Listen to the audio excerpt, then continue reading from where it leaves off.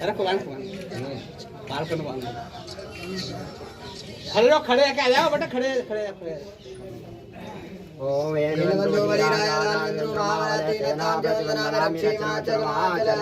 सर्वमंगल मांगल्ये शिवे सर्वासाधिके शरणे त्र्यंबके गौरी नारायणी नमस्ते। मंगलम भगवान विष्णु मंगलम गरुड़ध्वज मंगलम पुंडरीकाक्ष मंगलाय तनोहरि।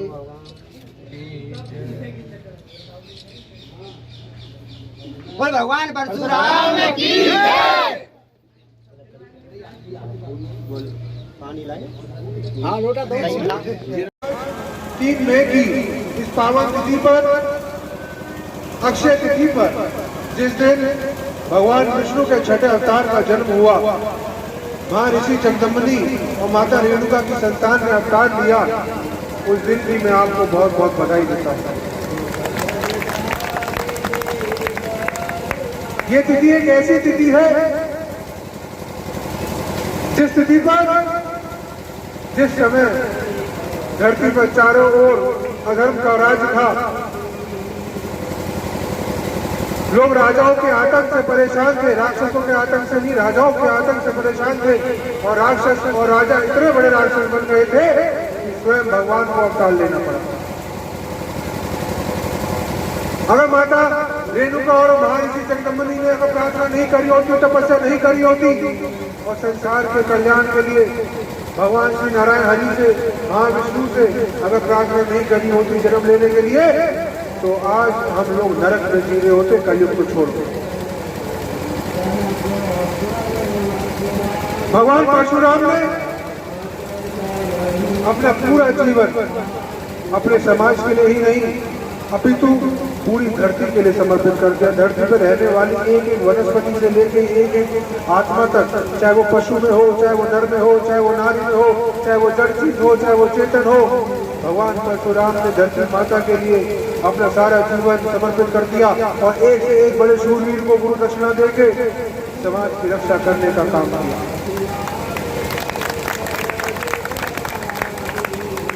मेरे यहाँ युवा साथी खड़े हैं जिन्होंने बड़े हर्ष और जोश के साथ और बड़े प्रेम के साथ मेरा स्वागत किया, सम्मान किया। मैं आप सबसे कहना चाहूंगा, अगर असली मित्र हो और असली ब्राह्मण हो तो ये बात जान लेना, ब्राह्मण की सबसे बड़ी दुर्बलता है। ध्यान रखना इस बात को। जैसे मेरी बहन बोल रही थी, कुछ भी सीख के जाओ, यहाँ से कुछ अच्छा सीख के जाओ अगर आए हो तो। वो खासकर मैं अपने युवा साथियों से कहना चाहूंगा, ब्राह्मण की सबसे बड़ी दुर्बलता क्या है? ब्राह्मण की सबसे बड़ी दुर्बलता है जब वो समाज में अपने आंखों के सामने हो रहे अत्याचार को पानी के घूंट के समान पी जाता है ना, और जब वो पीता है तो उसकी दुर्बलता का उदाहरण करता है। इसलिए अगर अपनी दुर्बलता को त्यागना चाहते हो और भगवान परशुराम के दिए हुए दर्शन पर चलना चाहते हो, तो समाज में हो रहे अत्याचार, भेदभाव, इन सब से तुम्हें लड़ना होगा। इन सब के खिलाफ तुम्हें खड़े होकर एक साथ आवाज उठानी पड़ेगी और भगवान परशुराम को परसा लेके एक साथ मिलकर समाज में जो भी अत्याचार चल रहा है उसको खत्म करना पड़ेगा।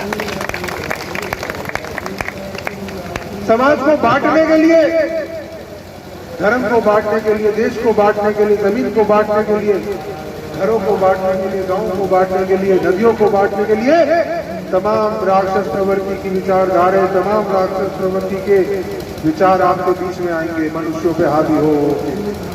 आप सभी पे आके, आप सभी के बीच में आके आप सबको बांटने की कोशिश करेंगे, आप लोगों को अलग करने की कोशिश करेंगे, परंतु वो भूल रहे हैं हम भगवान परशुराम की संतान हैं, भगवान परशुराम के वंशज हैं और हमारे भगवान कलयुग के अंत तक जीवित रहेंगे, कलयुग के अंत तक इस धरती पर रहेंगे, हम सबका सम्मान कर पाएंगे। परसों की बात है, एक सत्संग चल रहा था मेरा, तो एक व्यक्ति ने पूछा कि भाई घोर कलयुग आ रहा है कि नहीं आ रहा? तो मैंने कहा घोर कलयुग तो कभी आएगा ही नहीं इस धरती पर। तो कह रहे नहीं, घोर कलयुग जब आएगा तो भगवान दोबारा अवतार लेंगे, ये होगा वो होगा। मैंने कहा सुनो एक बात कान खोल के, मैंने कहा हनुमान जी को जानते हो? कह रहे हनुमान जी तो हमारे आराध्य हैं। मैं हनुमान जी का इस समय धरती पे है कि बाहर है? कि मंगल घूमने चले गए, कि बृहस्पति घूमने चले गए, कि इंद्रलोक के पास चले गए, कि पताल में चले गए? कहाँ है हनुमान जी? तो उन्होंने बोला हनुमान जी तो धरती पर है। और मैंने कहा हनुमान जी के धरती पे होते हुए बुराई की इतनी औकात नहीं हो सकती कि वो अच्छाई पे हावी हो जाए। तब उनको ये बात समझ में आई जाके कि घोर कलयुग तो हनुमान जी के प्रताप से और प्रचंड प्रभाव से कभी आ ही नहीं सकता। और साथ साथ में हनुमान जी के गुरु जिनके हनुमान जी पट्टा बने 7वें अवतार में श्री राम जी, जो उससे पहले परशुराम जी थे। भाई परशुराम जी का नाम परशुराम तभी तो पड़ा था भगवान शंकर ने उन्हें तोहफे के रूप में दिया, जा बेटा मौज कर, इनसे दुष्टों का अंत कर। उससे पहले भगवान का नाम राम था। उनकी माँ उन्हें प्यार से राम बुलाया करती थी। तो जब उन्हें परसा मिला तब वो परशुराम बने। जब उन्हें धनुष मिला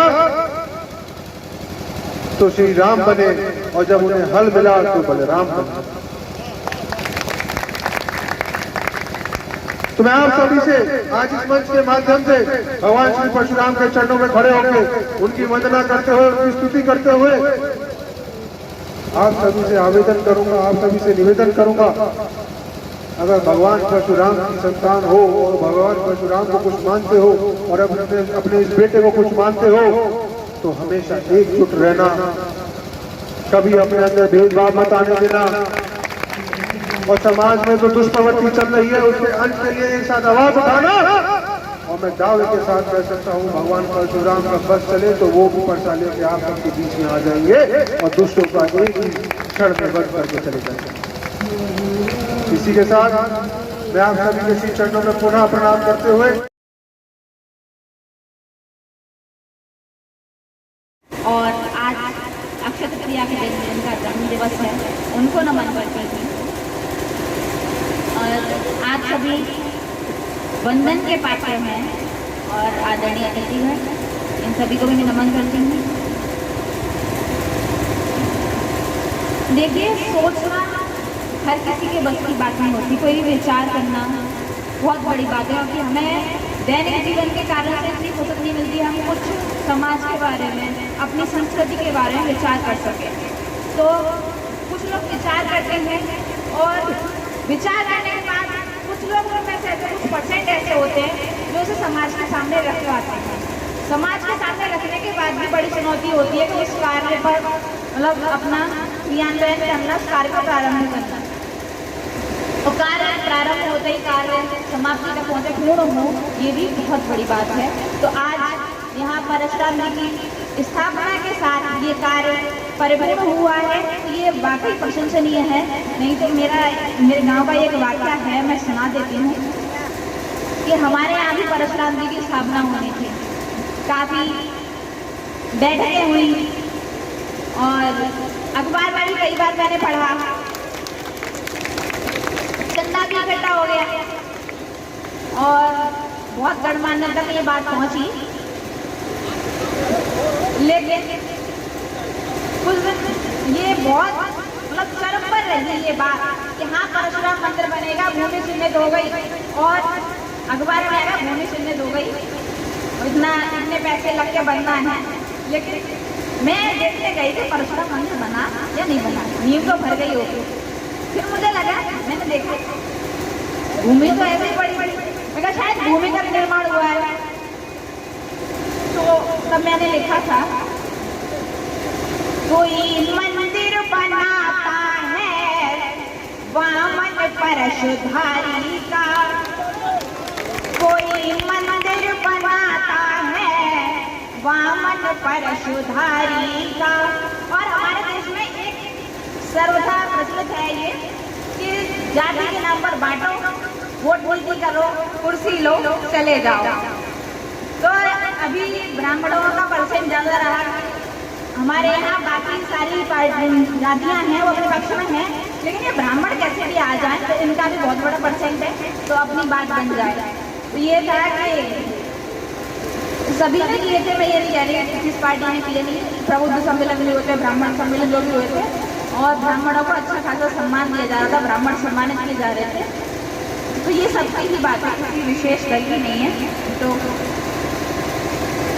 कोई मंदिर बनाता है वामन परशुधारी का, कोई मुद्दा उठाता है ब्राह्मण की लाचारी का, कोई बनता मसीहा भूख सहते अन्नदाता का।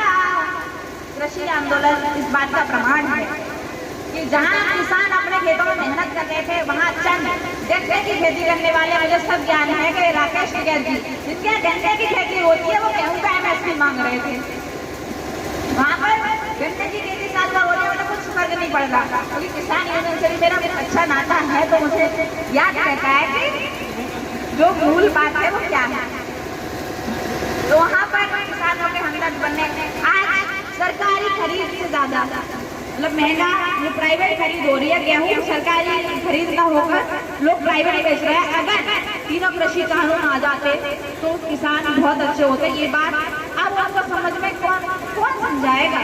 उन्हें तो पता है कि अच्छा होना था, लेकिन अपना भी तो कोई वैल्यू दिखानी थी ना।